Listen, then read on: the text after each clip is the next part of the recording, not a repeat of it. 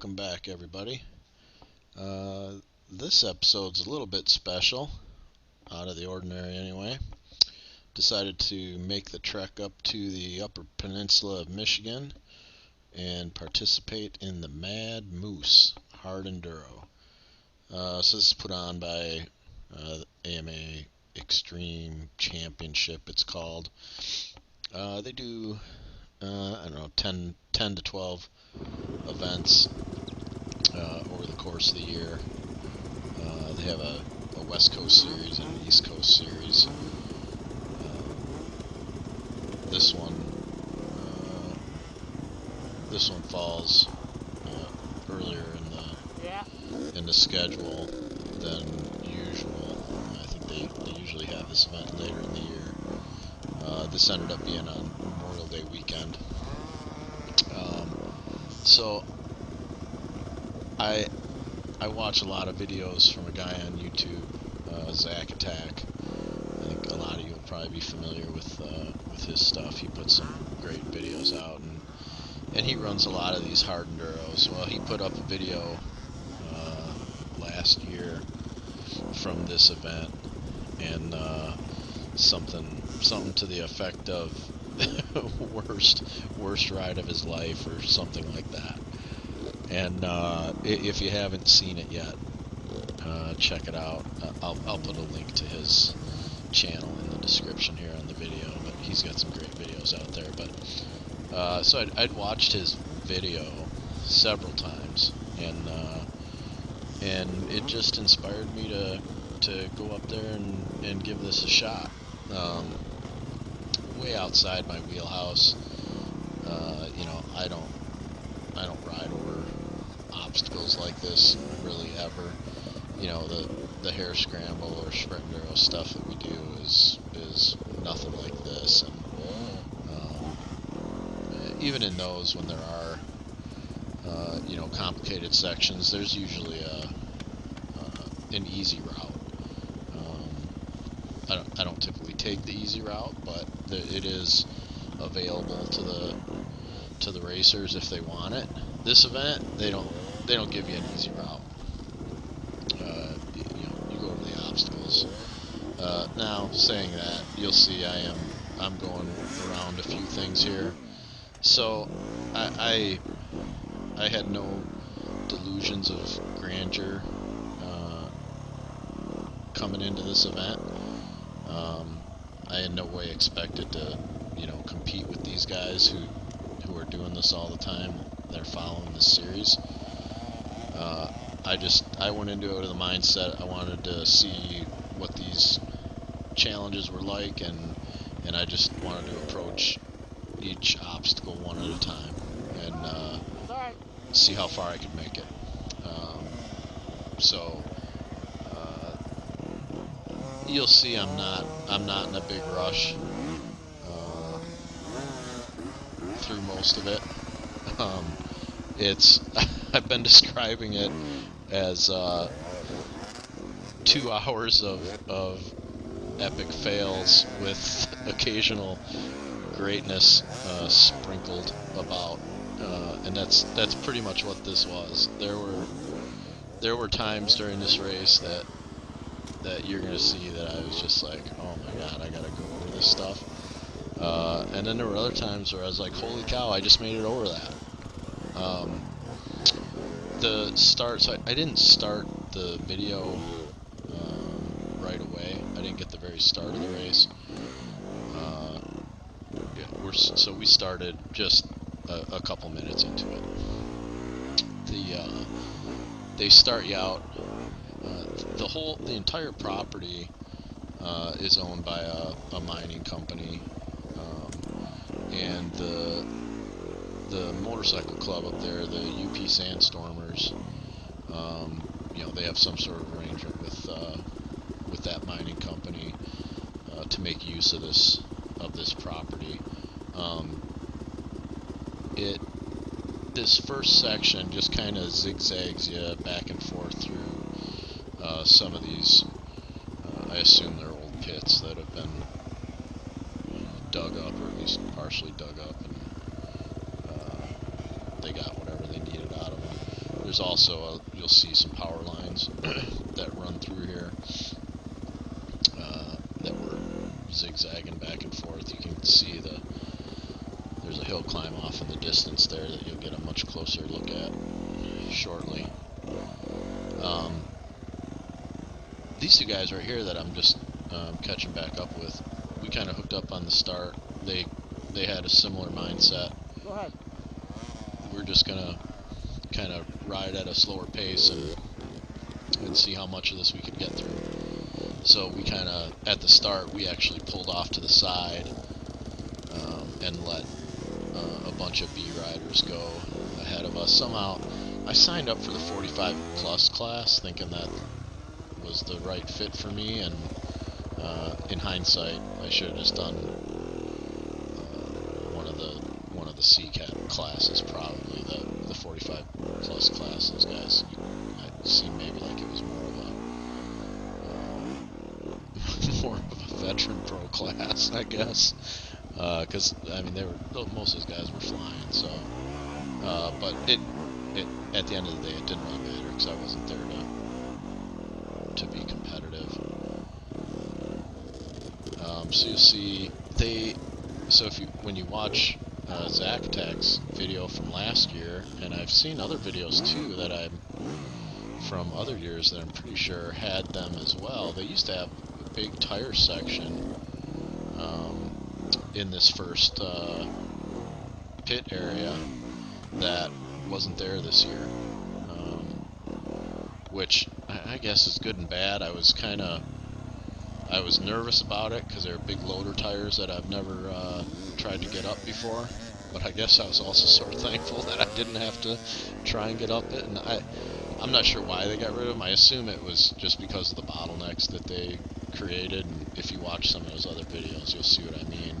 If you saw how some of those relatively simple tire sections that were at the beginning of the video were backing people up, you know, imagine what some big loader tires would do. So I assume they got rid of them just to keep things moving. So I'm running Gakota, their gummy tire, the IRC Gakota, on the bike right now, along with a Moose insert, the foam insert. That's the first time I've run it. I knew this course was going to have a lot of rock climbs on it, so I decided to go that route. And man, this tire is phenomenal. Really not a big deal here yet in the sand, but once we get into this rock stuff, it's you'll see there was no issues with grip for sure.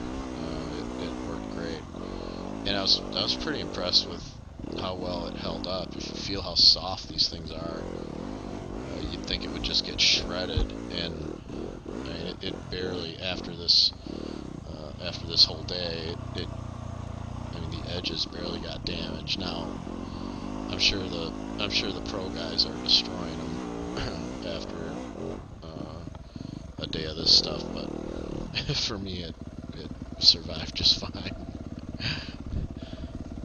So I'm just at this point, I'm just going really slow. I was trying to stay with these guys, and so that we could do the buddy system stuff more later on, only because I know what some of the obstacles are like from the videos. And at this event, the spectators aren't allowed to help. So if you find yourself dealing with an obstacle that you just can't make it over, you know, if you don't have another rider there to help you get the bike over it, you're kind of screwed. So I was trying to stick with these guys just to take advantage of that later on, and that lasts for a little bit here, but then we end up getting separated. So, but we're still doing a little zigzagging here in the pit. We'll be out of the pit here soon. There's not much more of this. This property's huge. They ended up setting up like some a practice course that that they claimed was similar to this first course that you're seeing here, that people were able to ride on Saturday.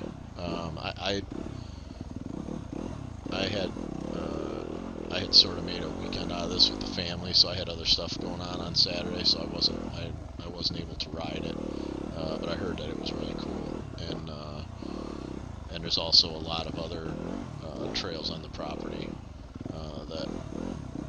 that I heard are also great. So I'll definitely be spending more time up here checking all this stuff out. Just a relatively simple wood section here, leading up to the power line climb. The climb that you see coming up has been seen in other videos as well. And one thing to to note, and I'm well aware of it, having done as many videos as I have, between dirt biking and even more so the mountain snowmobiling that I do. These cameras give you a horrible sense of the surroundings. They flatten everything out. You really don't see how steep stuff is, and how big stuff is. The climb at the power lines, from watching the other videos, I'm like, oh, this is nothing. This would be a piece of cake. I don't know, why some of these guys appear to be having trouble with it. Yeah, well, I thought that, even knowing, what these cameras do to things, but just gullible, I guess, or wishful thinking. So we're gonna come out of the woods here, I think. Yeah, this guy. So this guy ended up going kind of off down the hill here, and again, he's by himself. Bike's almost upside down. So I stopped to sort of give this guy a hand.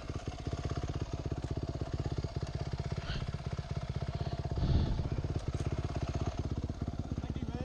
Yep. Appreciate it. No problem. Get that back end around. There you go. Yep. So, my advice to anyone wishing to try one of these out for the first time, don't do it with your brand new plastics and brand new graphics kit.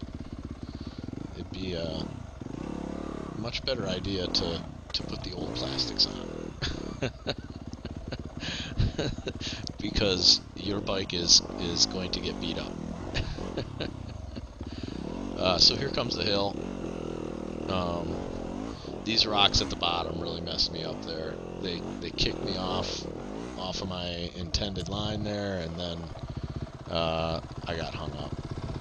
And right now the muffler is actually packed into the side of that dirt. So a little bit of dirt that had to be cleaned out of there, but it's pretty steep. It's real steep. I guess now that you're stopped here in the middle of it and look off to the side, I mean, you can see it's got some good angle to it, and it more than I was expecting. And if you get stuck in the middle of it, it's darn near impossible to get moving again. You might as well just go back down and start over. So that's what I'm going to try to do here. Try to let this guy go by so I'm not holding him up.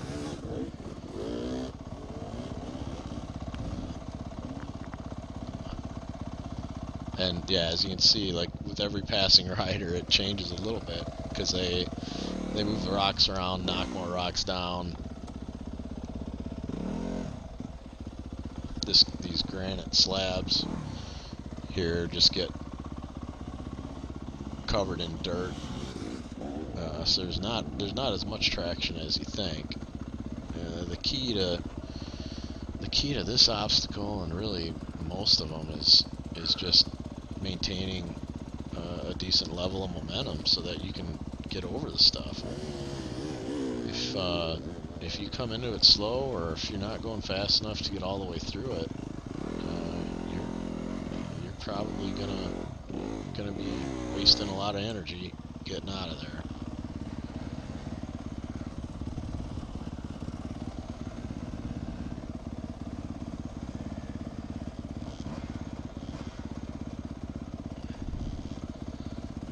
So I'm just hanging out back here with the rest of the squids, and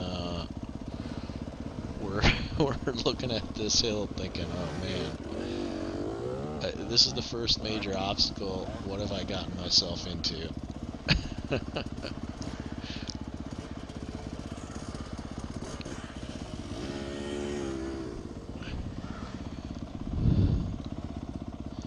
They usually have, depending on the event, they limit the registration to these events. It's all pre-registered, and they shut it down a week or two before the event, and they limit it to 200 or 300, I think, depending on the venue. This one was limited to 200. They only ended up with around 115, I think. Some of that, I'm not sure what the previous years were like, but I'm sure some of that is just due to the location of it. It's a long drive for most people, just because getting into the Upper Peninsula of Michigan is not all that easy, especially if you're east of Lake Michigan. I live in Michigan. I'm near the middle of the state, in the lower, the western side technically, but almost halfway up the state. And for me to get here is still a 7-hour drive, so it's not easy to get to. So I'm sure that limited the numbers of participants a little bit, but I think also the fact that it was on a holiday weekend, some people that doesn't work well for. So here you see I'm finally to the top of that hill, that again, from watching others' videos, I thought was going to be a piece of cake, and so now I'm exhausted. I need a break. I mean, I can't even right this second. I can't even go help the guy that just helped me, because I need to just stand in one place for a minute here and gather my thoughts. So I'll be fast forwarding through these breaks I take. I left them in here because I wanted to give a sense of how exhausting some of this is. If you've watched my other videos, I mean, you kind of get an idea of what I can do. I mean, I'm definitely not in the best of shape, but I mean, I can last a whole hare scramble, and I do all right. and this just really kicked my ass. So now I'm gonna come down and help these guys out. Get up here. These are those guys I was trying to partner up with a little bit. So you'll see, like, that dude, I'm not sure if that was I think it was a gas that he just kind of threw on its side down there. You get to it gets to the point where you're not even concerned about the bike, really. You want the bike at the top of the hill. Oh, it was a beta. You want the bike at the top of the hill, and you don't really care how it gets there anymore.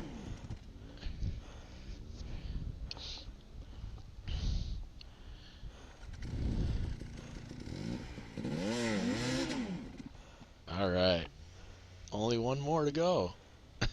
I don't even know how many guys might still be at the bottom of the hill. I'm looking at my bike. I'm like, oh, can I go yet? Oh, I better go help them.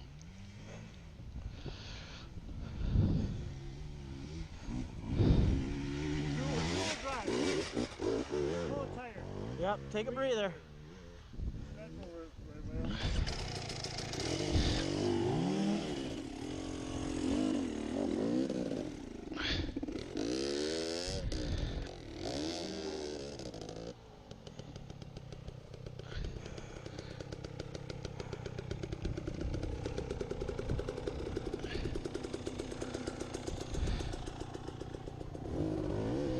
There we go. Obstacle 1 conquered.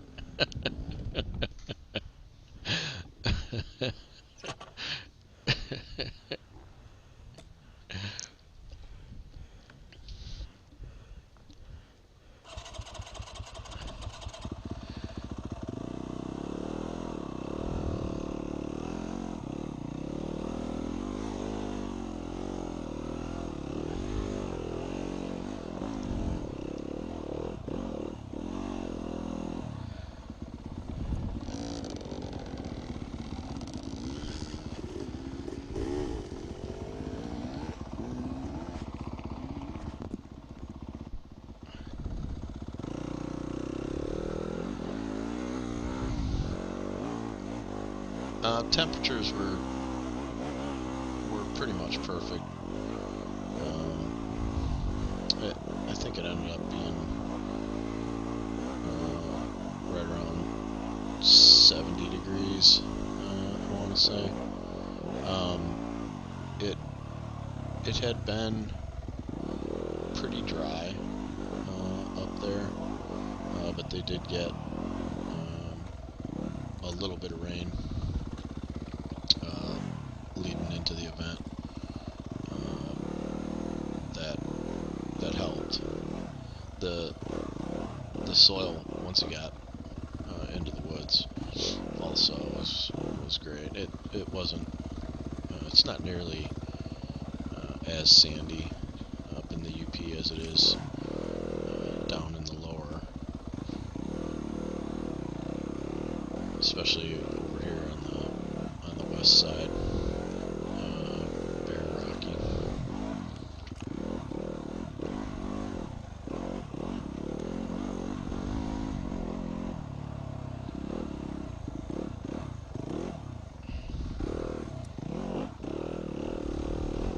Yeah, I guess that doesn't really apply to all the UP. You get over on the east side, and there's a lot of sand. Good. So a lot of log crossings of all shapes and sizes. These vertical drops, looking back, those vertical drops were, I think, the thing I had the hardest time with, just because I'm not used to doing them at all. When I do go up stuff similar to what I'm going up right now, there's usually not a 4 to 6 foot drop on the other side of it. But this course had several of those, and they sort of seemed to. I struggled with all of them a little bit, I think. So the format of this event, there are 3 courses: hard, harder, and hardest. And to advance to the next course, you have to finish the course within 30 minutes of the leader of your class. So you get through, I think they had 4 checkpoints total on each of the courses. As long as you get through all those within half an hour of the leader of your class, you'll go on to the next course. I I had no expectation of making it that far. It would have been great. I had dreamed of being able to finish the course, but if seeing how some of the other guys struggled with it, guys whose YouTube channels I watch, who do this, far more frequently than I do, seeing how they struggled up here at the Mad Moose, I knew I wasn't gonna finish that first course, but it kept me somewhat motivated to think I had a chance. So this is, again, camera doesn't really do it any justice. That was the first tricky climb. So you can see there, plenty of traction, Well, that's one way. just not enough momentum. So that was the first time the bike was on its side. That cracked that new fender as well. So I'm gonna have to go down. Okay. thanks to this dude for Yeah, I think so. helping me get it picked up.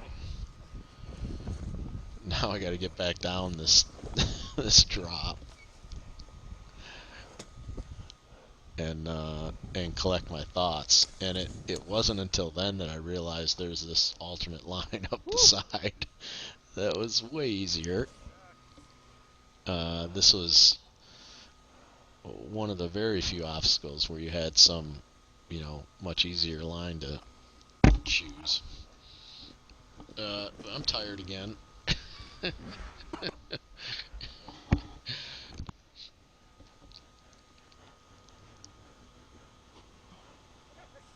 we'll zoom through that. So you'll see the guy to my left that's up on the hill there.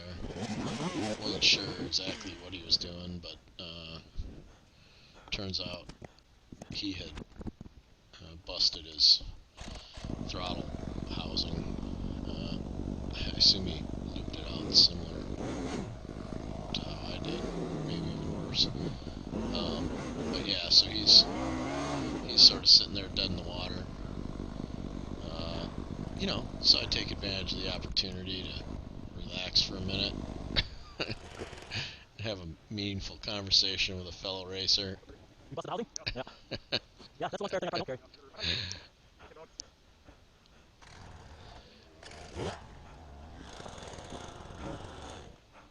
Yeah, good question. I would imagine down that. It's a 2-track, gotta lead somewhere. Whew. Yeah. Why is it 250 FX? 20? It's a good bike, it's not necessarily meant for this, but yeah. I would have tried to get a shirt this year, but good luck. Yeah. I got this right in the pandemic, right before the dealerships all closed. So I stole the thing. Because the dealership I didn't know didn't what want to happened, so make they're you trying to pull all guys that stuff sit in. through all these discussions, so I sped them up. Yeah, I'll be there eventually. Alright, good luck, buddy.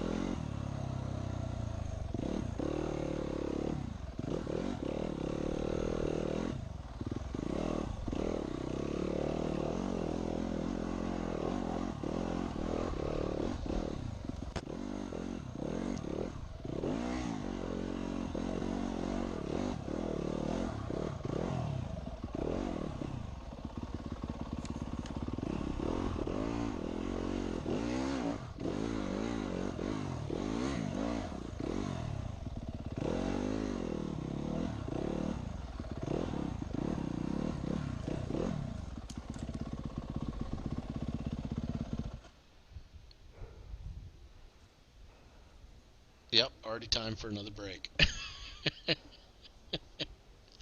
I I never really fully recovered from the energy I burned on the power lines on that hill.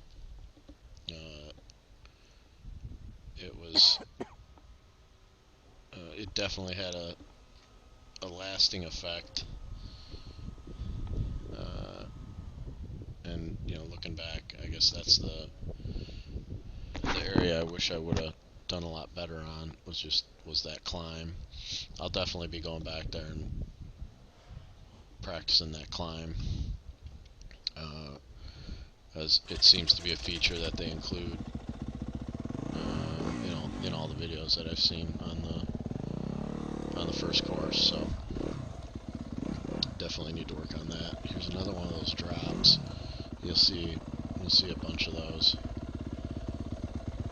The the layout of the course. I mean, it's awesome. It's super challenging. It's like there's something every 50 yards, it seems, or less. But when you look at the terrain,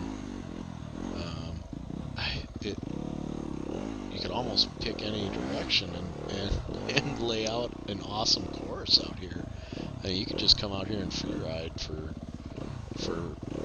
months and never hit the same thing twice.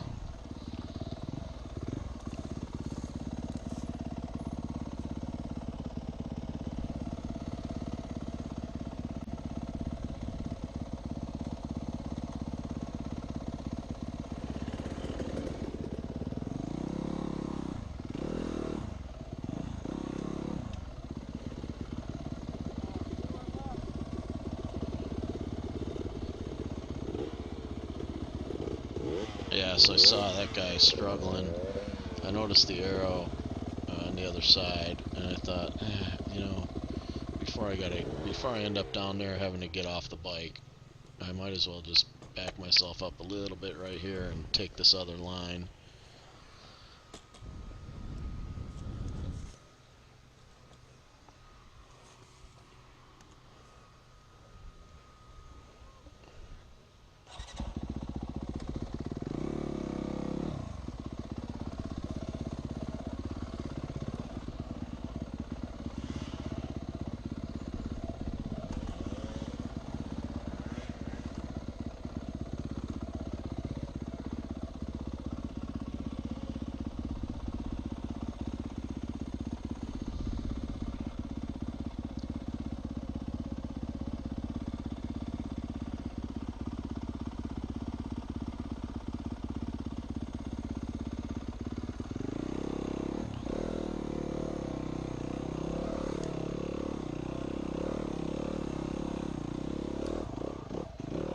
So at the top of that rock formation, there is the first checkpoint,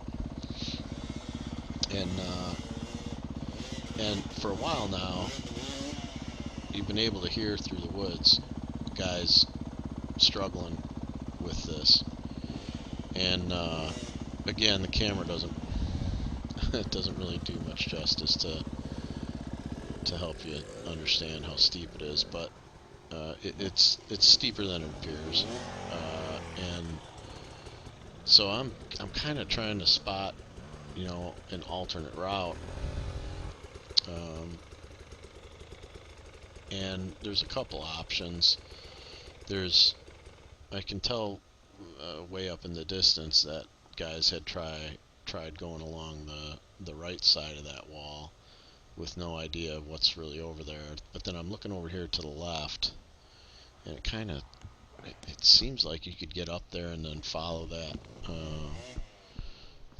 along to the right and end up right near where the course marshals are.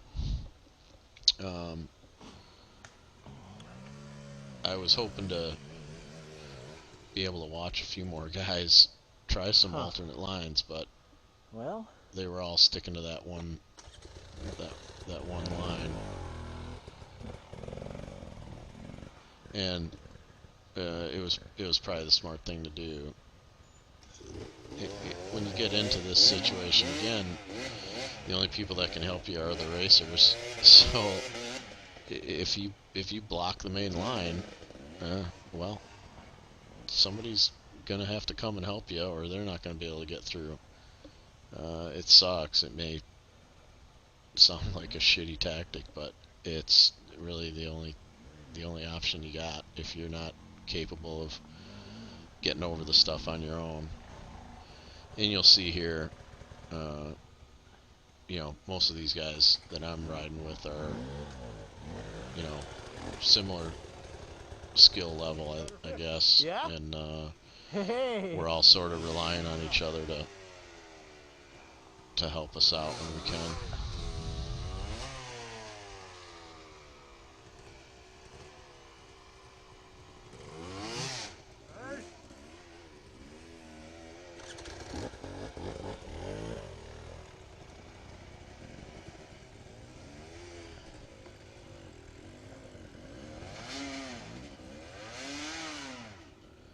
It was honestly sort of fun just sitting here watching guys trying to get over it.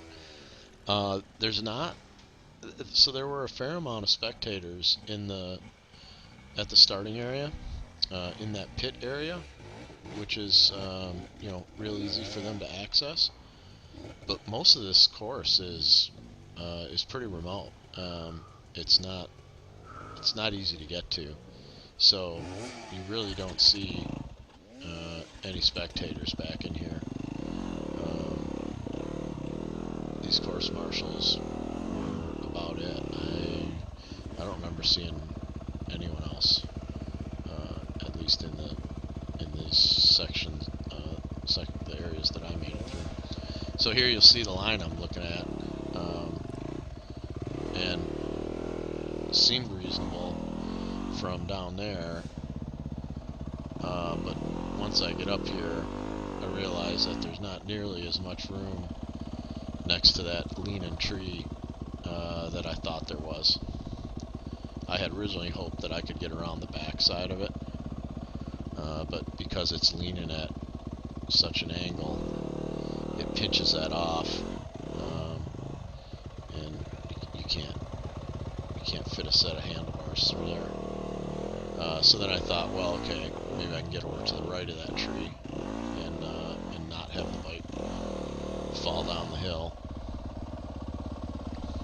So I decided to give that a shot. I think if I could make it around that tree, then I could. I was pretty confident that I could one-shot it up the rest of the way.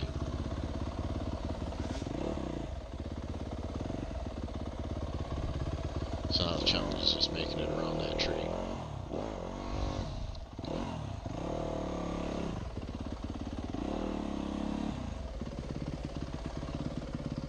So I got off the bike here.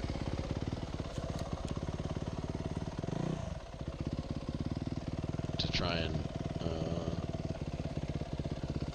do a better job of keeping it exactly where I wanted it, and that back tire ended up slipping down off the edge. So at that point,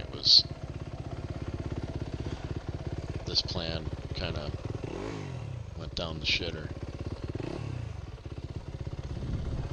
So now I gotta muscle the bike down off the rocks. The bike ended up with a lot more scratches at the end of the day than it started with. It was worth a shot. So now I meet up with these guys, and we end up riding most of the rest of the course together. We all end up taking that main line. So you see that dude just sort of sent his bike up there. There's a line right because there. there's no other racer up there to help him. Again, the officials can't help you. So unfortunately for that dude, he was sort of on his own. So he sent his bike up there. I think this guy's probably going up there to help him in hopes of him sticking around to help him out.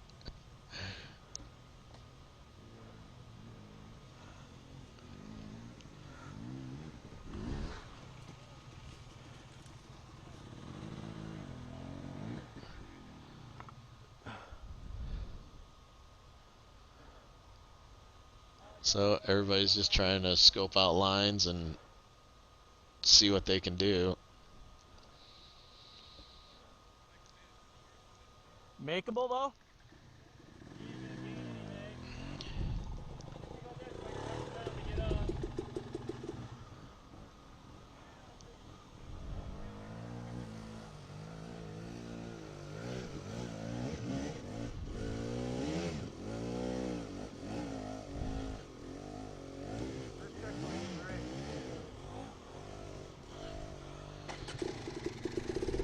So, if you notice, that guy did stick around to help that guy up.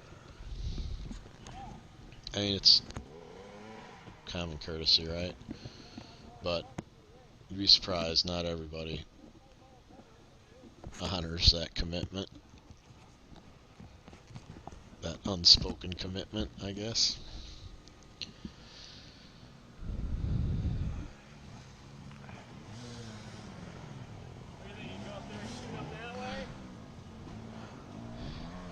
I tried going up there.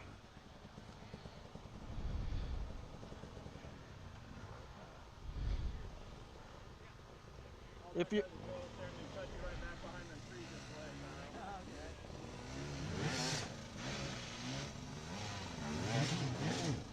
at least here you'll probably get some help.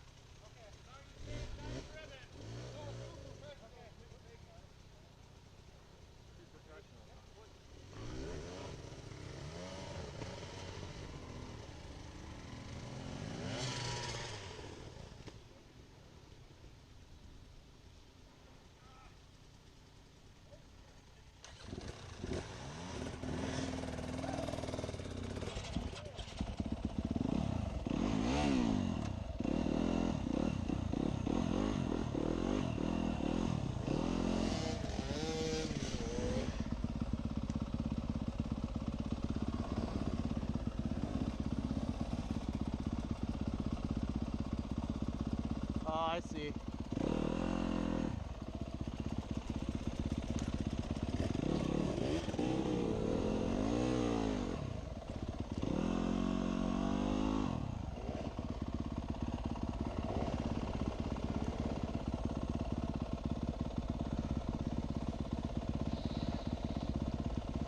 Yeah, what wasn't as easy to see from over on where I was sitting was where that ribbon was.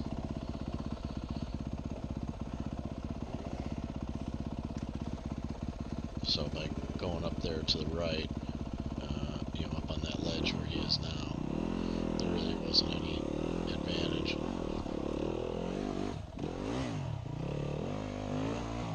And you see that it's a lot trickier than it looked from down there on the ground. You might notice that strap that those guys are grabbing onto. So I've seen that strap in some of the Thanks, guys. the Red Bull type extreme enduro stuff. It's the one that Mario Roman is affiliated with. It's called the Sling Fast, and I bought that because I figured it would Holy crap. help make it easier for guys to decide to give me a hand. If they were standing up here and saw that I had that strap on the front, that maybe they'd be more willing to grab on and give me a pull. And it worked.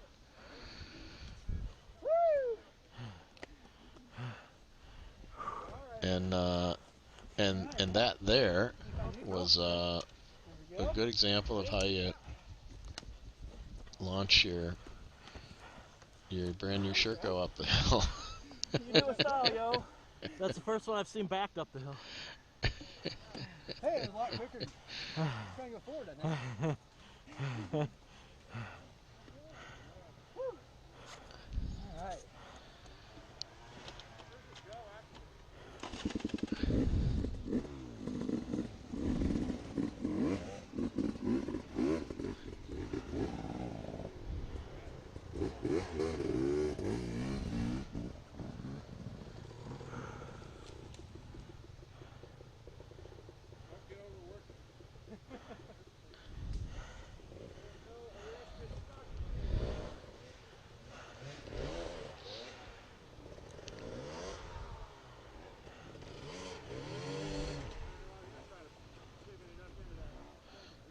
So I had planned on, helping another guy make it up, but I think they were as tired as me, and taking more breaks. See, what I figured is, I'm old and fat. I know I'm gonna get stuck on shit like this. Yep. And I know if somebody at the top looks down and sees that I got that, There you go. they're way more likely to come and help me. Is that like, was that made for that? Yeah. It's Mario Roman's product. Oh, just for Endurers. It's only 80 bucks. It just swings right back in by Yeah, hand. yeah. That'd be handy. And it just in a lot of clamps little- onto your little fork tubes. things, you know? Yeah, it's awesome. First And there thing we I go. saw, It just yeah. paid for itself. Yeah. Yeah, now you get the rest on top instead of the bottom. That's right. A lot of resting today. It really, Not about winning, it's about even trying to finish. it really does pay for itself Yeah, pretty that probably quickly. won't happen. If you think about the damage that you might I'm end up guessing doing to your my bike class leaders trying to get it up something by Probably- yourself, far more than half an hour ahead of me. as opposed to Where you guys at? somebody grabbing What's that? onto that strap and giving Grand you a Rapids. pull. Oh, Grand Rapids. Yeah. Yeah. It's my first time up here, so Really? yeah, I You thought lived in Michigan? Yeah, these guys are well, cool. first time up to this race. Oh, Yeah, I come snowmobiling up here a lot. I don't come up in the summer that much though. well, when you follow his snow bike tracks, Yeah. and you get stuck, Yeah. it's not his fault. You should just pay attention. It's a skinny little trail, no speed. All right, guys. Thanks. All right, we'll see you around. Okay, how many more bikes are we expecting after this? Any idea? There's got to be. I mean, that whole wave was still behind us. There's got to be 20 at least. Oh. If they get past the hill, the We drove the the truck up there. the Slate Hill. Yeah. Really? Second low range. Wow. Two differentials. Took me 2 tries. Yeah, it's a tough hill. I'm walking down it. All right, thanks, guys. Alright, on we go. Oh, it'd probably be worth mentioning. So, that was the first checkpoint. Here's another one of those downhillers that I completely fail on. I should have just been, jumping off some of that stuff, and I don't know, whatever. I did most of them the hard way. So it took me 50 minutes and 30 seconds, I think, was the official number, to get to that first checkpoint. To put it into perspective for you, the leaders made it to that first checkpoint in just over 8 minutes. Took me 50 minutes. They made it in 8 minutes. Now, again, obviously, I'm not in a big hurry. Not that I could have gone much faster than I am, but that's just unbelievable that they were flying through some of this stuff as fast as they were. So that worked out to be, for the leaders, their average speed in that first section was 40 miles an hour. So if you look at that stuff, imagine going through it at 40 miles an hour. It's just incredible.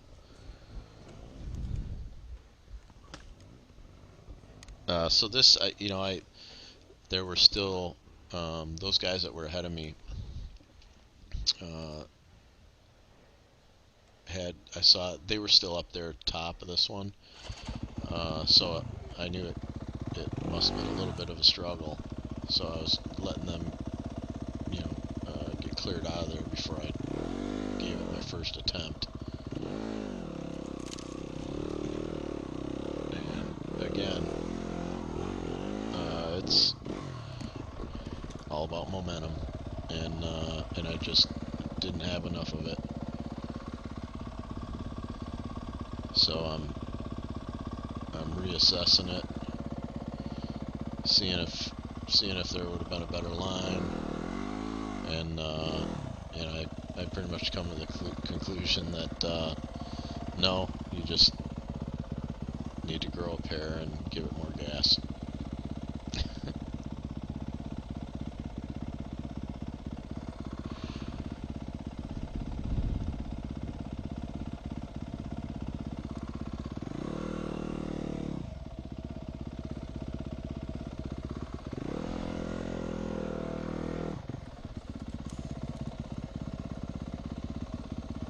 So we'll head back down and give her another shot.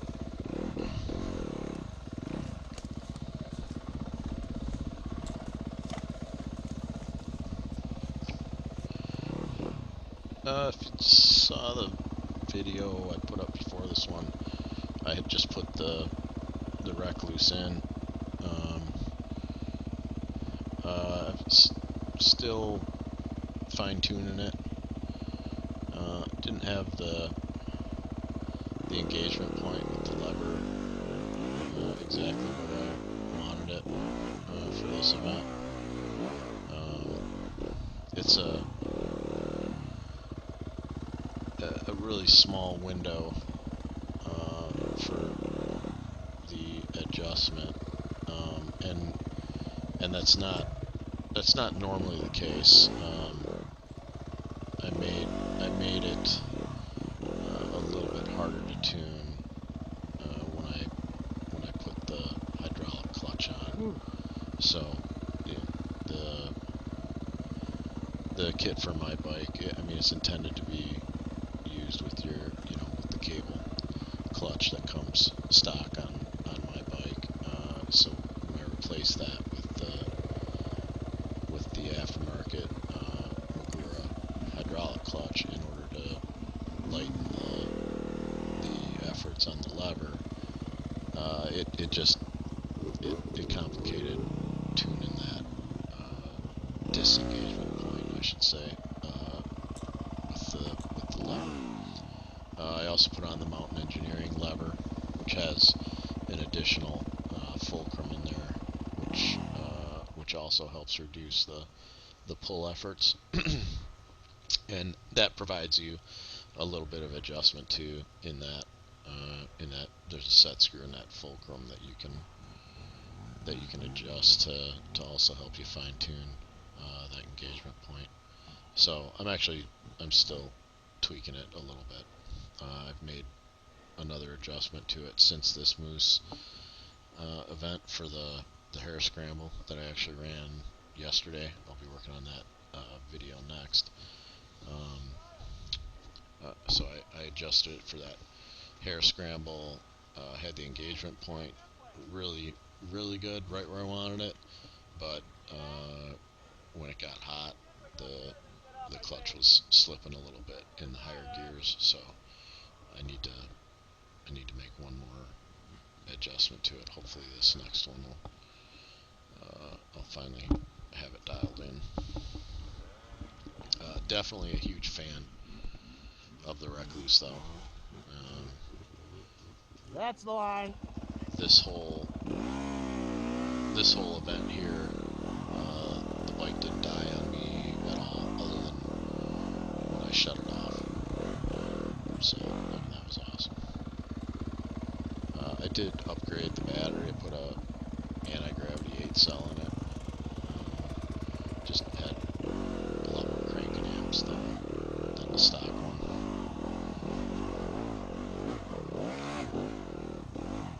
So if you noticed, this obstacle, there were a few lines to pick from.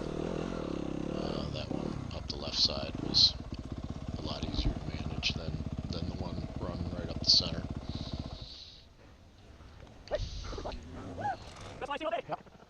So take a little break up here, enjoying the scenery, getting to know each other a little better.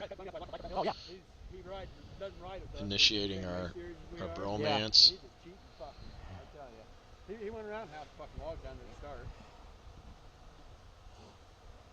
God fucking pisses me off. You know, all of us are helping each other. Yeah. Yeah, and then he butts in things and then we're just going to automatically jump in and help him. I had two guys at the start. The three of us were supposed to be together. They both got stuck on the slate hill. Yeah. So I stopped at the top. Yeah, yeah. Came down, helped them both up. Yeah. I get to the top, they're gone. Oh, yeah.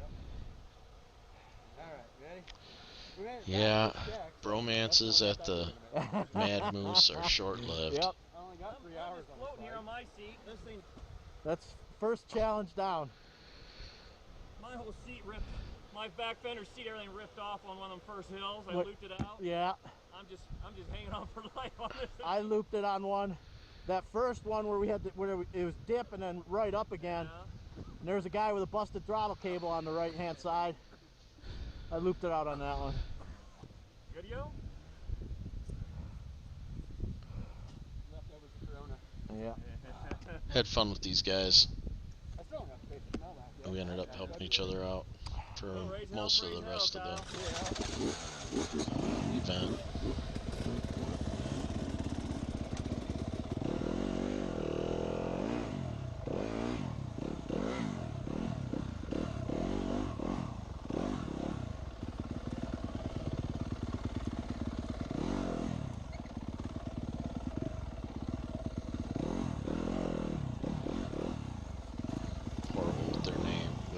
Remember names, but the guy in the Sherco,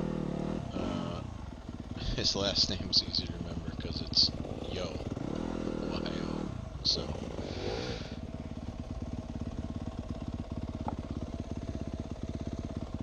He was from Iowa, if I remember right.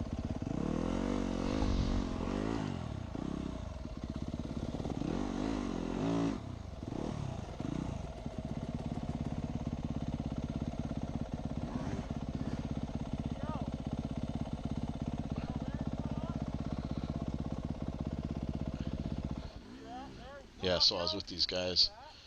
You know, he keeps saying yo over to him. I'm thinking he's just saying yo, like I do all the time.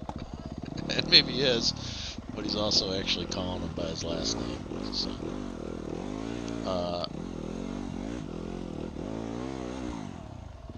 So this obstacle had an alternate line over here to the right, which, while still tricky, was a lot easier than that main line.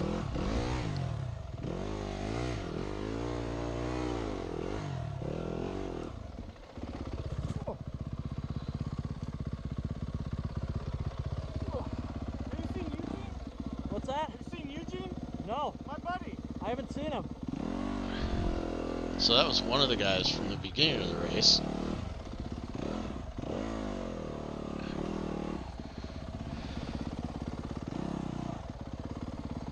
Apparently they didn't stick together either, and I thought they were buddies. I thought you both were ahead of me. I thought it was in front of him. Yeah. Good job. That was a lot easier. Yeah. Well, I guess. No.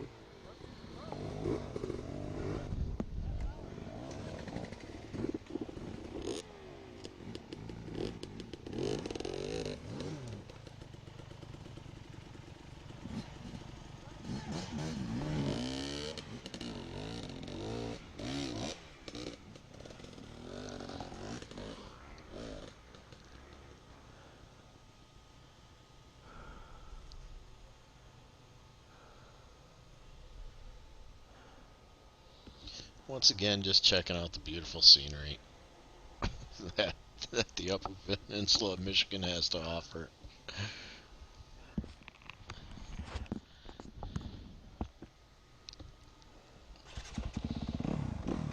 Now, by this time, those goggles and the inside of my helmet are soaking wet. At the end of this event, my helmet has never been so wet from sweat.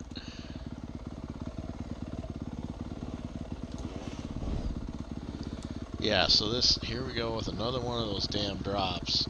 Holy shit, seriously? But yeah, this one has a 90-degree turn at the bottom of it.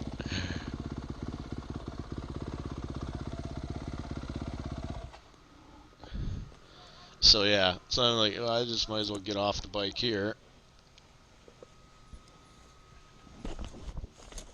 and still go down.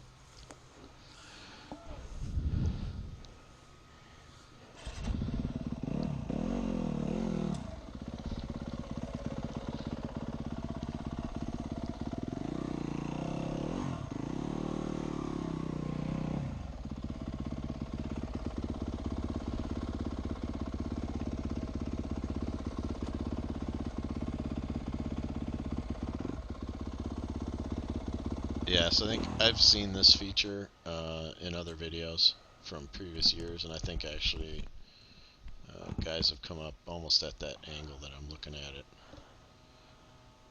right now. I end up going up and coming at it from the other side.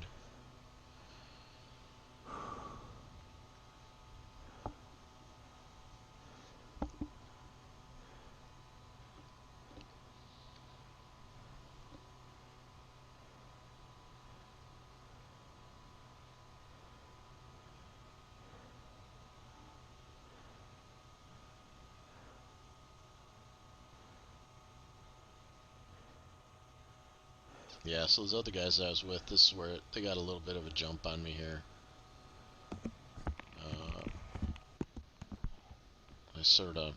I end up getting a second wind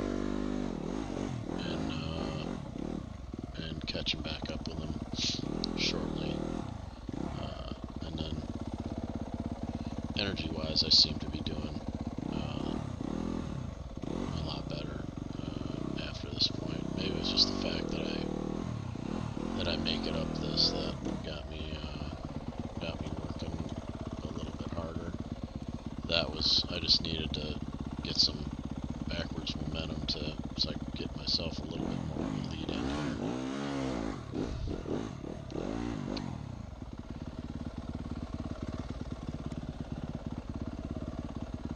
That was one of those minor feats of accomplishment that just gives you some additional motivation when you get over some of those obstacles.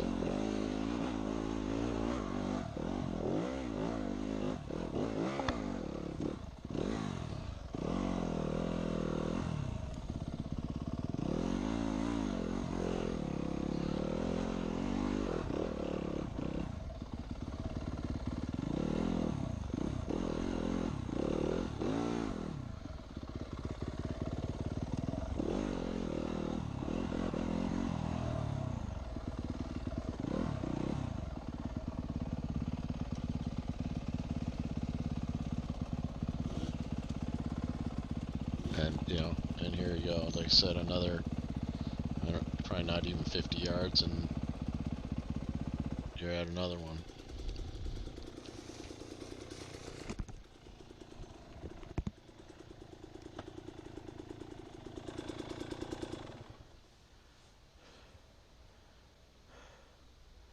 What's the line here?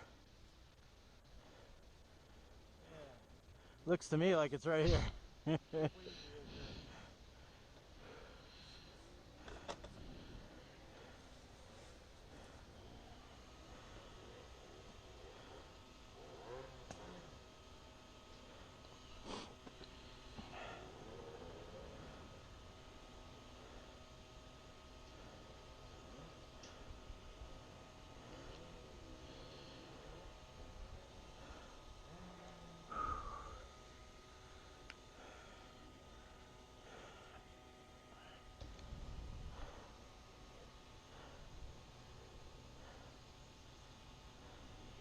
Hard enduros are hard.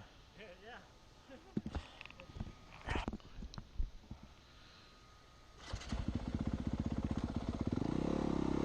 Yeah, so I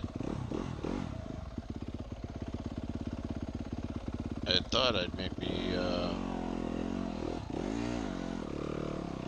eventually helping him get up this too, but he ended up deciding to take a longer break.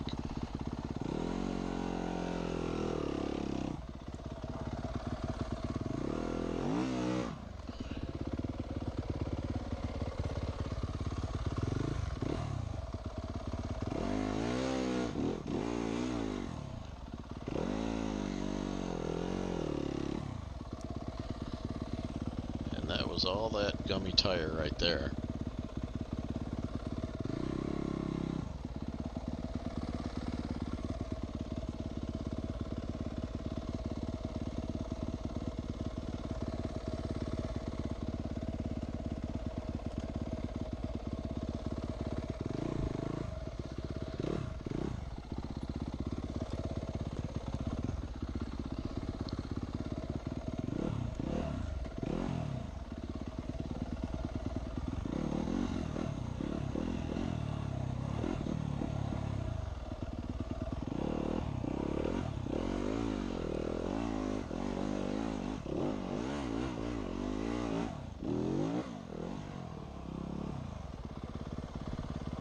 Yeah, the perfect spot for a log right at the bottom of the climb.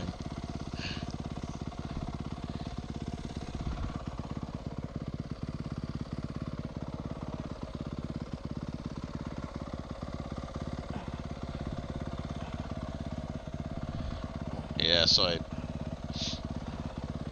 I got the back end around, and then unfortunately sort of screwed myself by wedging the bike in there, and now I'm on the wrong side of this little tree.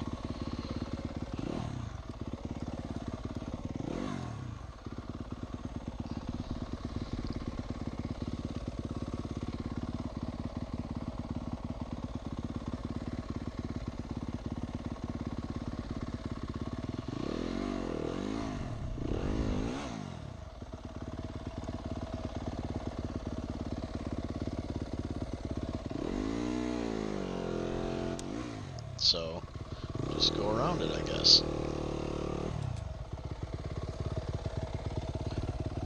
Maybe lean on it, take a little break.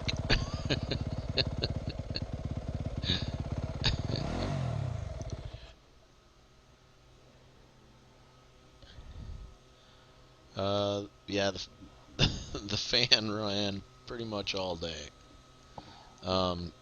Was I was a little concerned about doing this event with a four-stroke. Um, Honestly, I probably would have bought a brand new Sherco this year if I would have been able to get my hands on a new 300. So ended up uh, you know bringing this bike anyway. Um, it it did a lot better than I thought. Yeah, sure, it's a little bit heavier, but not that much. And to be honest, I think the torque helped out in a lot of situations for my skill level. Um, just some of the those slow climbs where you're lugging it. I mean, I'm not I'm not averaging 40 miles an hour, so that lower speed torque was helpful at times. This one, you can see the rubber mark where, the pros were obviously going straight up that after that climb, which just seems amazing that they're able to carry that much momentum through that section, especially after going over that log. I mean, it'd be awesome just to, get back in here and watch those pros coming through.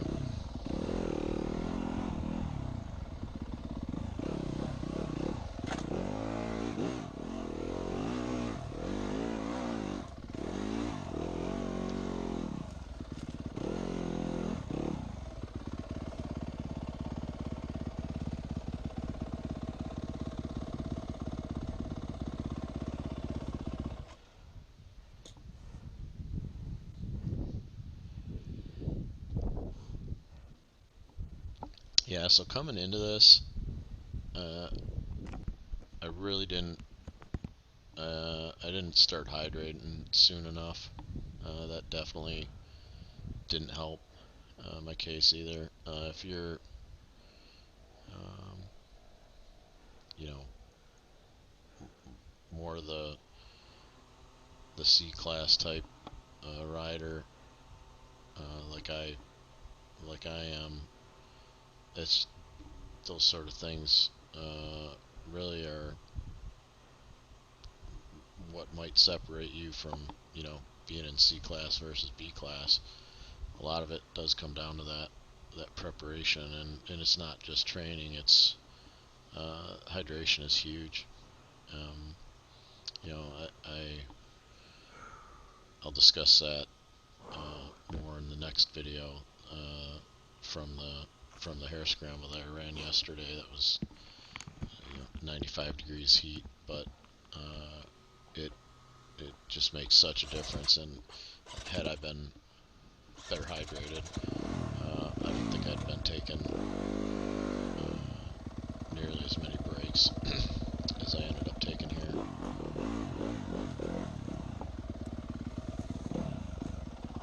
So, just another lesson learned.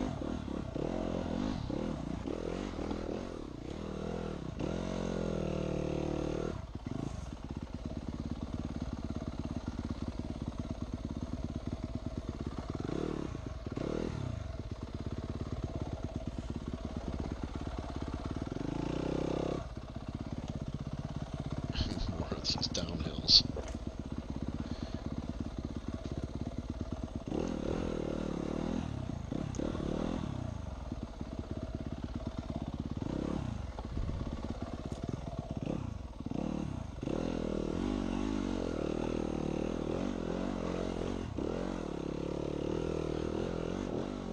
So when I get to the top up here, yeah, I see that arrow, but I figured I could get up here and turn, and no, that's a huge drop off.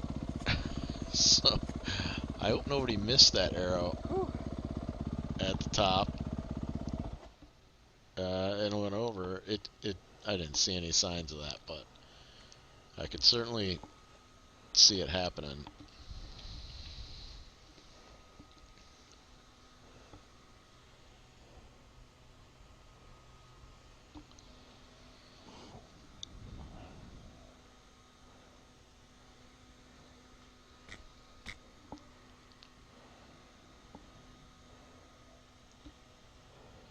It's one of those days when the handguards need to be moved around a little bit.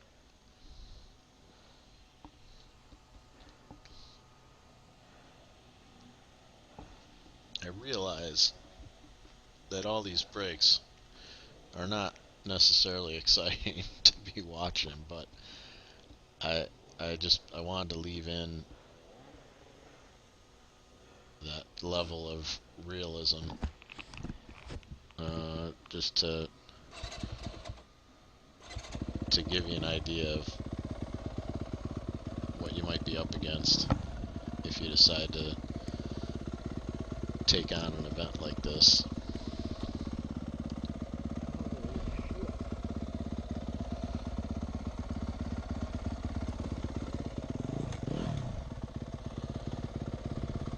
Again, so much of this stuff is just, momentum. I mean, if you'd been carrying some momentum, you could have essentially, jumped right over what my front wheel just fell down into.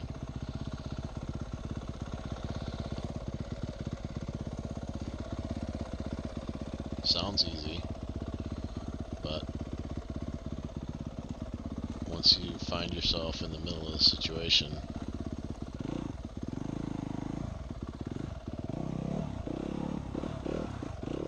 it's not nearly as easy as you tell yourself. So this is pretty cool, and so a little bit of a story. I'm not sure if this is the area or not. So you see they got this log set up. It's real muddy on both sides. Somewhere on this first course, I'm not sure if it's if it's here or if it's if it was somewhere else. This was the only I think wet area that I came across, so it may have been somewhere later in the course that I didn't get to, but apparently a beaver dam gave way, and while the race was going on, and the rushing water actually took a guy or two out. So yeah, there's that to deal with in the UP apparently.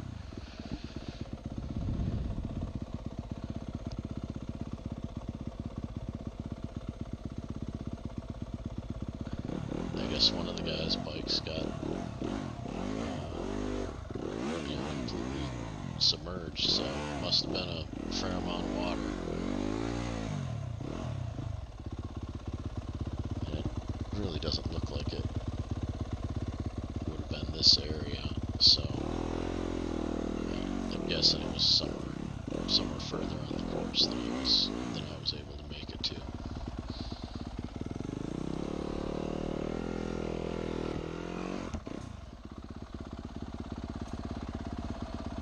I'm guessing the pros just jumped onto that log and rode it all the way across. So while I had been down there, I cut out a little section of the wait time there, I think, or I should say I probably fast forwarded through it. This is incredible. It's just one thing after another. I had heard those other two guys that I met up with. I had heard them struggling with this obstacle in front of me for quite a while. There's a marker way over there. So I figured it was going to be pretty challenging. Again, doesn't from a distance doesn't look so bad.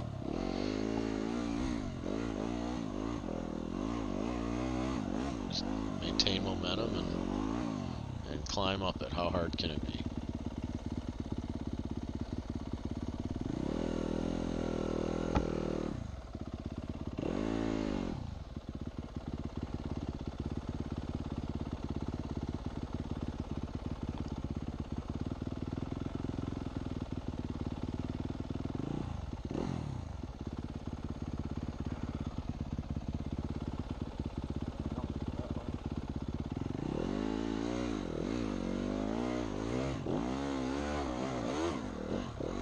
So I thought I had given it enough, but the rock that you can see for a second there you can see where I busted a big chunk of rock off that I thought was going to hold me up there, but it fell away under the load of my back tire, so we get to give it another shot. Try to make it up a little bit further this time.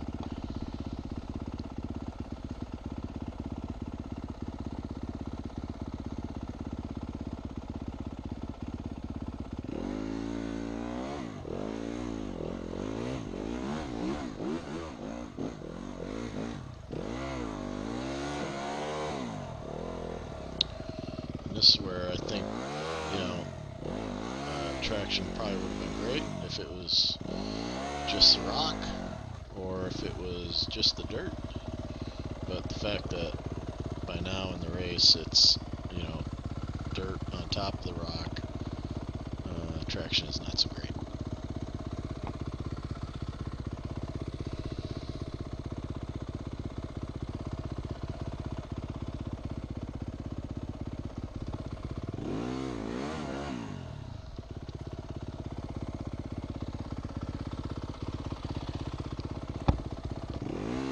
So, I'm out here by myself. There's nobody's gonna grab that fender strap now and get me out of here. So, pick a line that you think is manageable and do your best to commit and get up it.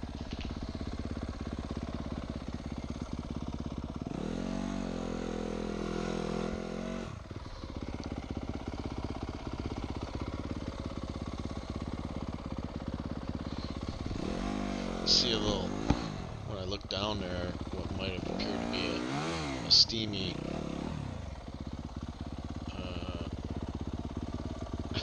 a steamy divot of some sort. I think when the bike leaned over, I must have lost a little cool.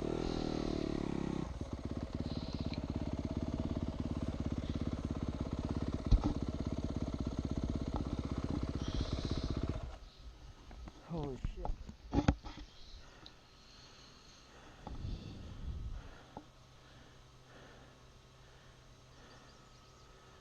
So yeah, we're somewhere, you know, at this point we're somewhere in the neighborhood of an hour and 20 minutes into this deal, and it's really set in by now that this hard enduro is no joke.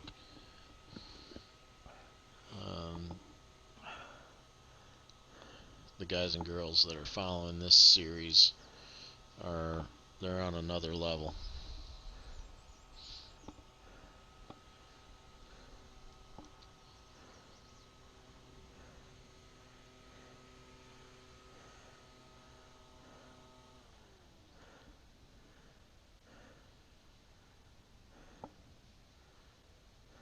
They would come to one of the hare scrambles or sprint enduros that I'm used to running, and they would think it was something designed for toddlers. I'll put that more into perspective at the end when we look at some of the results. Again, this terrain up here is just incredible. I mean, there's literally like no easy sections anywhere on this course, and this is the easiest of the three courses. I can't even imagine what riding the other two was like. So we had 100 and let's see.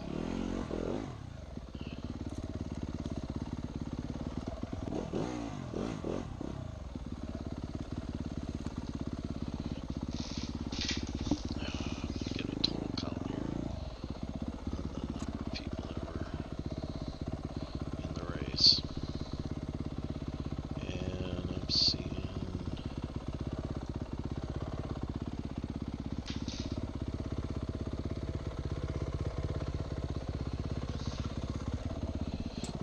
113, I think.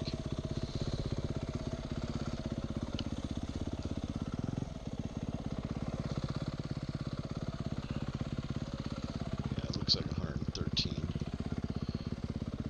in total. And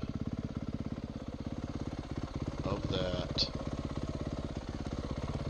113, only 66 people made it through the entirety of the first course. So there are 4 checkpoints on the first course. I think the course length was something in the neighborhood of 8 miles-ish.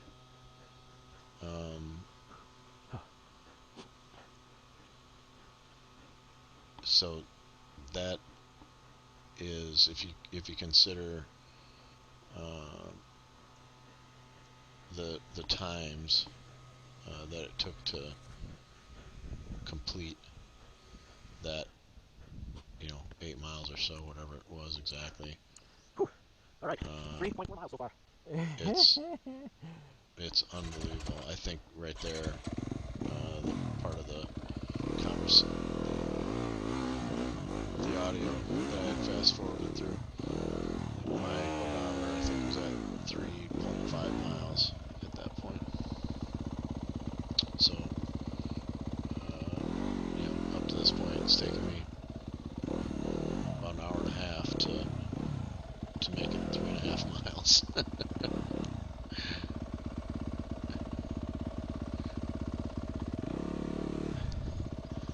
know, and you see some of this stuff and you think, oh man,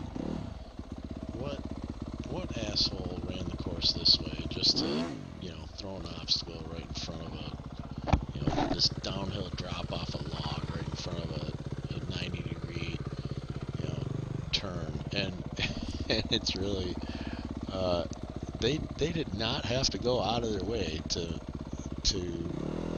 lay out a difficult course. I mean, really, you just go any direction you want.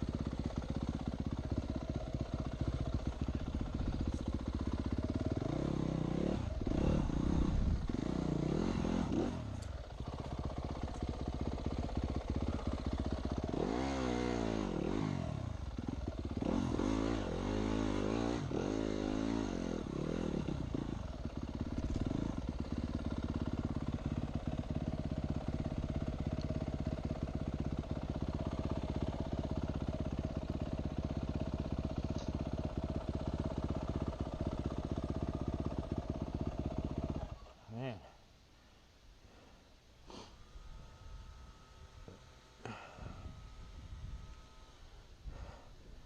Make it about 50 yards, it seems, and you need another break.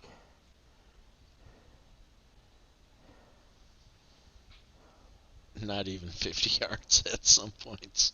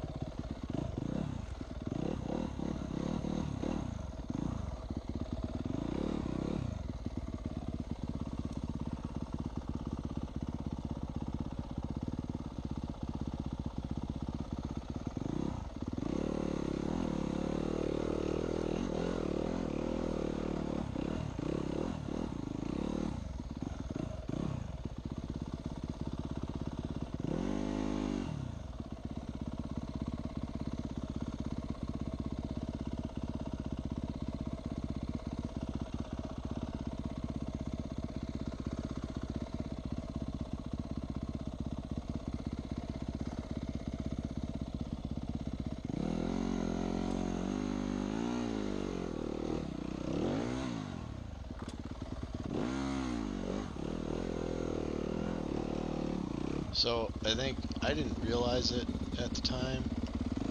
I saw that arrow down on the ground, but that obviously got knocked over. The line had been running up in that direction, and you know I obviously was not at all set up for that. So sort of skipped a very small piece of the course there, where it went up to the top and then came back down here. I really wasn't heartbroken about it.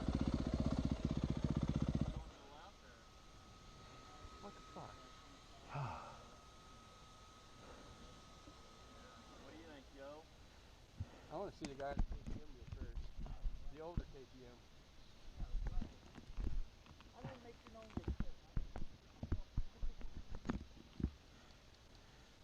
Because if the guy's putting the race on can't do the obstacles, then they shouldn't be in. Yeah, seems like cheating. He said you can go out and go left and help each other up some routes. Yeah? Alright, that don't sound bad. I'm not shooting for that. Can't we go over the burnt logs?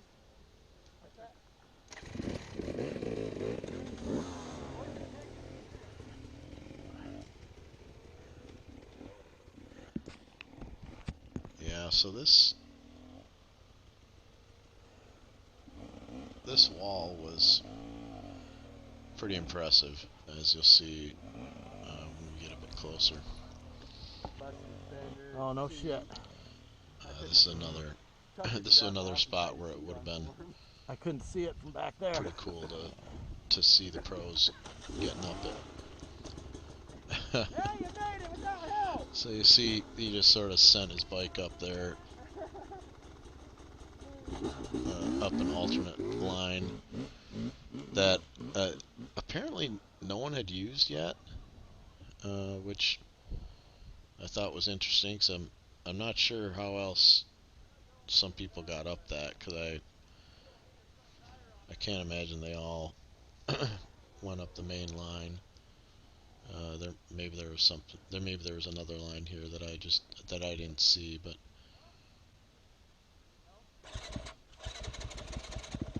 the main line was fairly advanced, which you can see it right there. That dark line going up the middle of that wall, and there was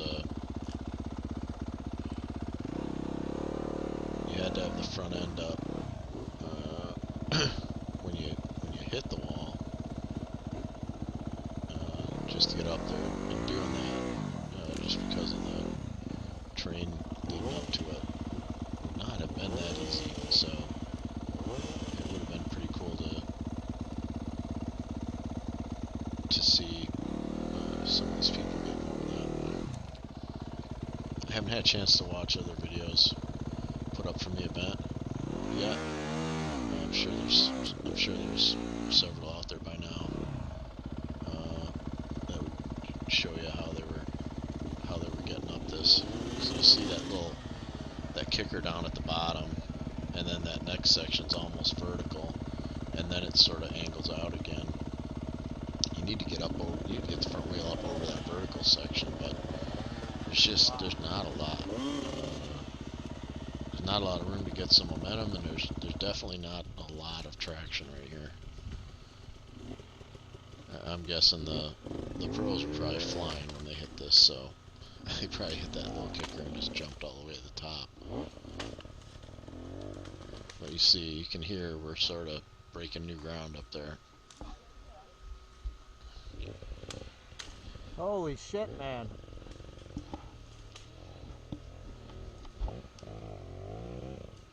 So that's the line, huh?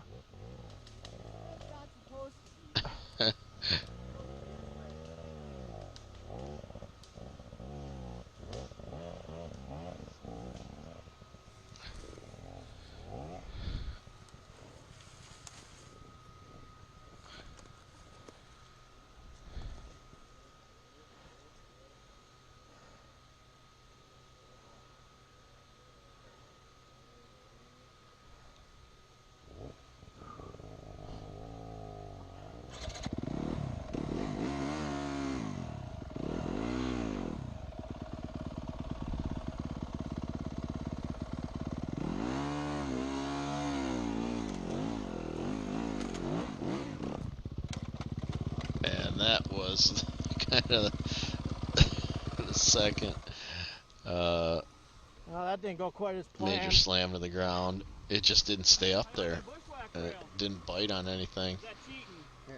Almost had it up there, but it basically ended up back down here, starting over. I go the same way he went. Wow. You can get that way. Yeah. And you kind of see from here. I mean, that's a big wall. Turn back. Yep. Hold on. There we go. Holy shit. All right.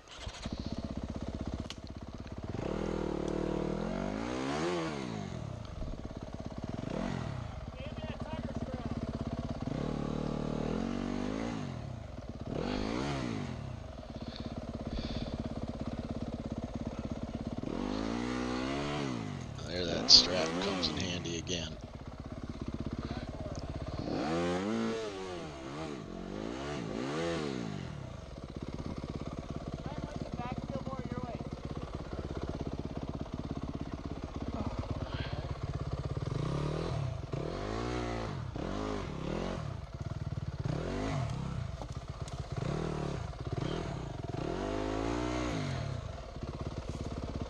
Alright.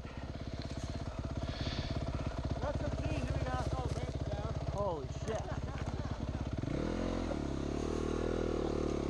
So here's our new line. That guy that went through before me had to bust off all these little branches to get through there.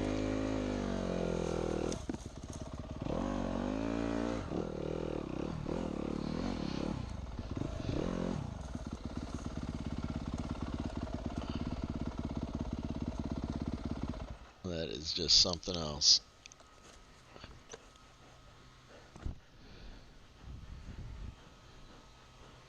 We end up being here for a minute.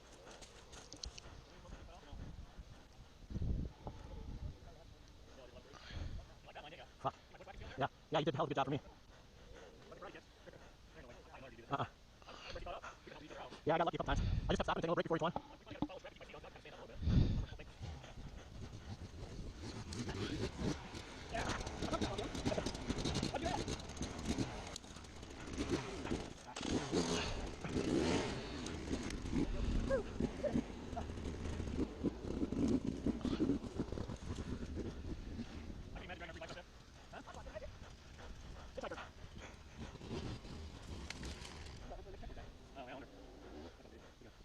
We're about 3.5 miles in. What do you got? Hey, where's the next checkpoint at? Dang it. I can make it that. That way, huh? Oh, you know, it's at the camp. We're having a rescue pretty soon. Yeah, you'll take it to the top one. There you go. Could you imagine? I started trying to make a run for that. Fuck. You know, I went around there, I was like, if you don't get through out there, Yeah. here. Yep. Yeah. My bike looked a lot better this morning.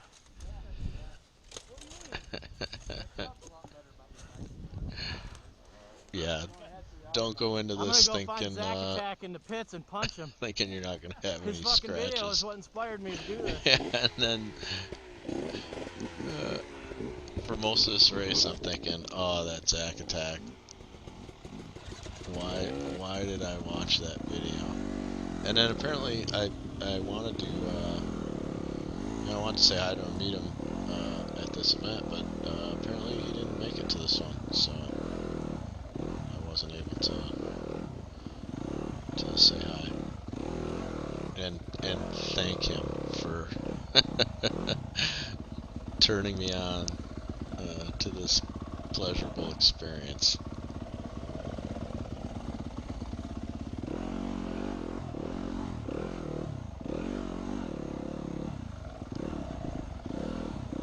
So there was a recent burn through here. Apparently, all this burn was pretty fresh. Someone told me.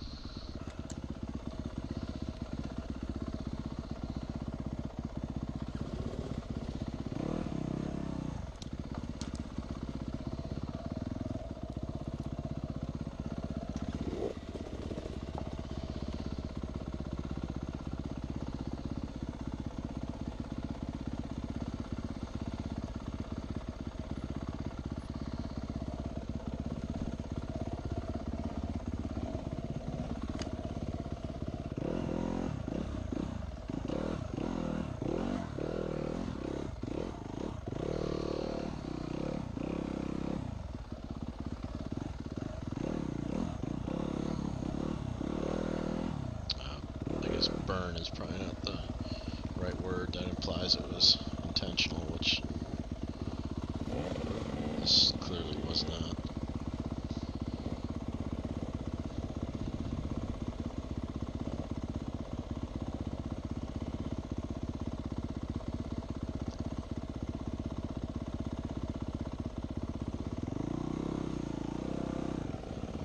So I've gotten. You might not gather it from this video, but I've gotten pretty decent at the log crossings when I'm at full energy. But when I was tired, just maintaining the momentum and even just getting standing up on the pegs, it's a challenge.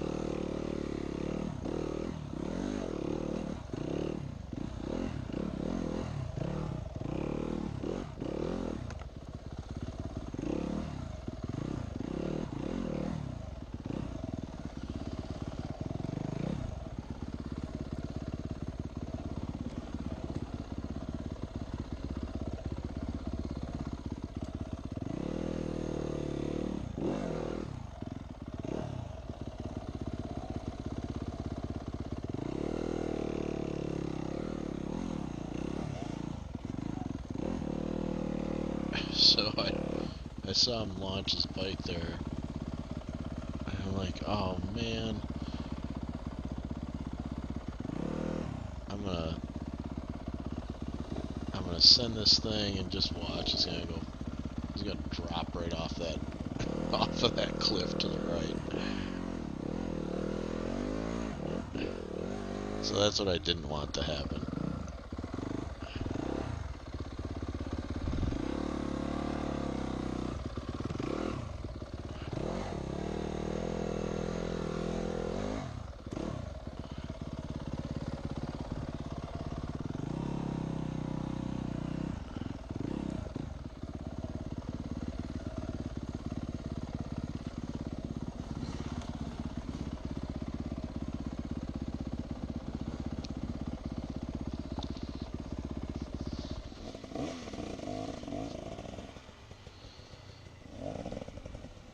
Yeah, so as you can see, it's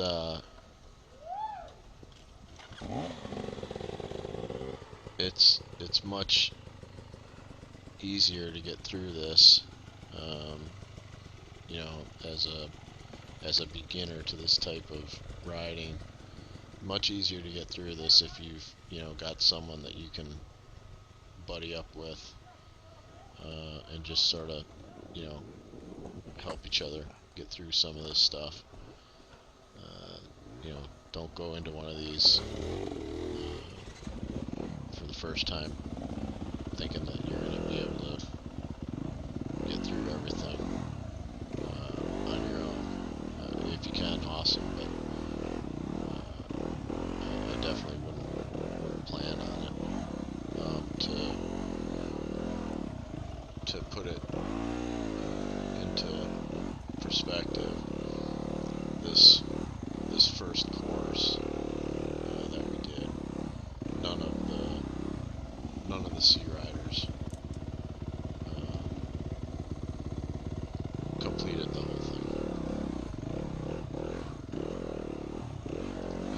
Wait a minute, is that a true statement?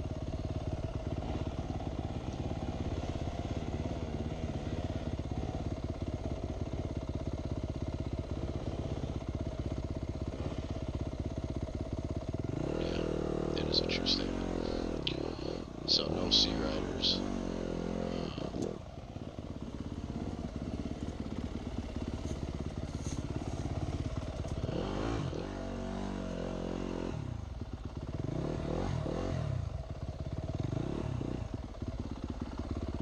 I take it back. The results page is a little deceiving because they've got checkpoint 1, checkpoint 2, and a lap category. So it looks like Whew. Yeah, buddy. one sea rider made it through to the second course. So that's that's pretty incredible.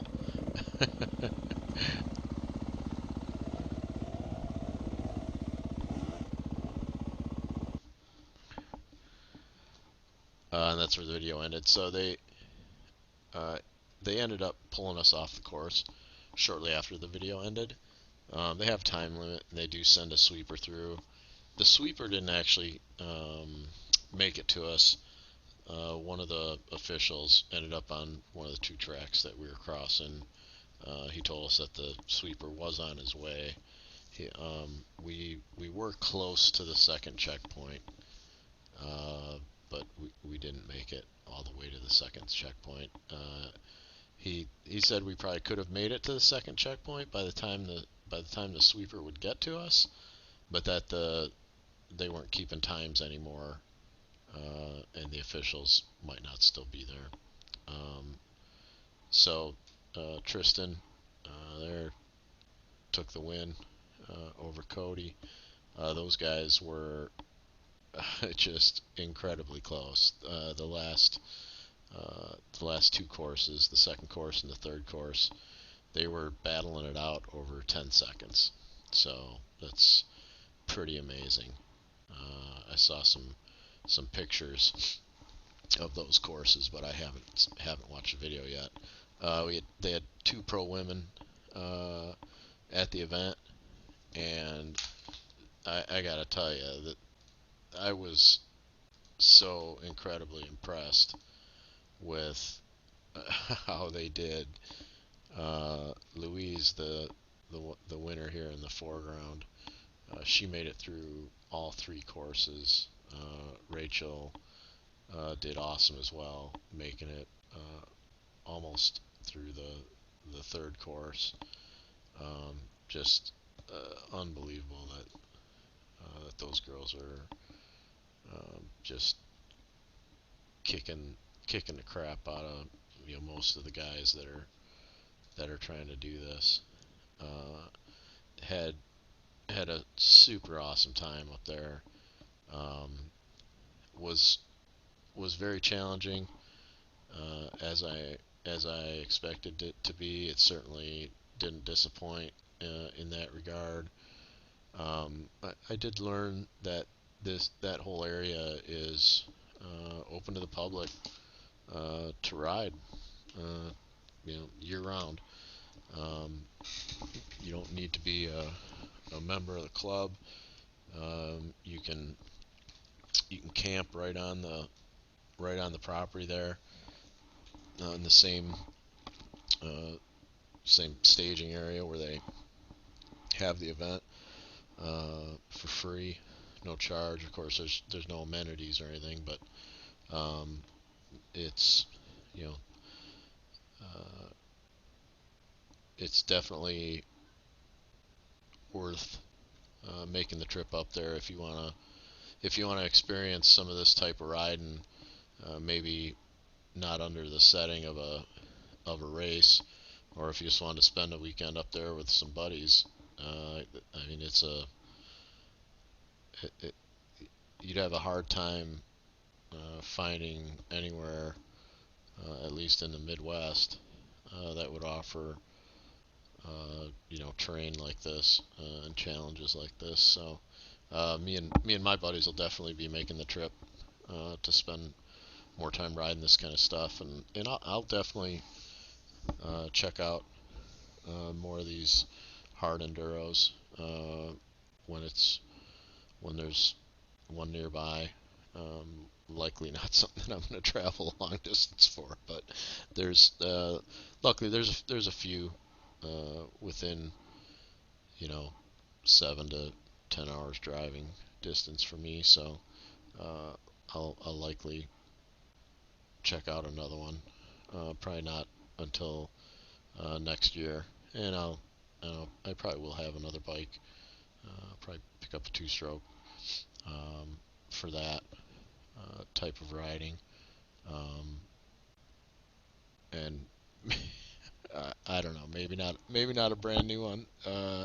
Just knowing that I'm gonna be beating the crap out of the thing, but we'll see. We'll see. So thanks everybody for hanging in there and checking it out. Hopefully this gives you a little bit of an idea of what to expect out of one of these events if you're a sea rider. with similar abilities as me. So thanks for watching, and we'll talk to you again soon.